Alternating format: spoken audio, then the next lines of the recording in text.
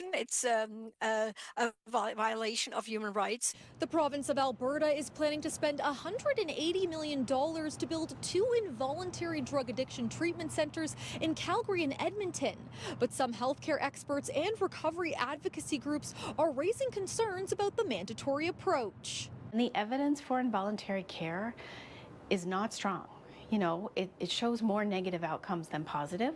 So I have to question how much this is based on actual research evidence and if there's other things at play when it comes to healthcare decision making. The announcement is part of the government's proposed Compensation Intervention Act, which launched in 2023 and will allow a family member, doctor, or police officer to request mandatory addictions treatment. We don't take people with alcohol use disorder and lock them up, or people with other health conditions. And if you consider substance use as a health condition, we shouldn't criminalize it. And this is really a form of criminalizing it. The co-founder of the Alberta-based drug policy advocacy group Moms Stop the Harm says she has grave concerns about forced treatment, saying it creates more harm than good. Their risk of overdose is much greater should they use again, which many people do.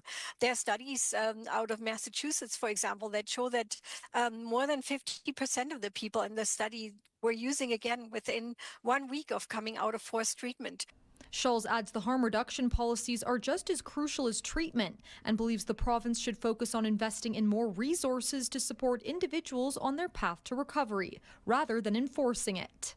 That includes supervised consumption sites, that includes public education, drug checking.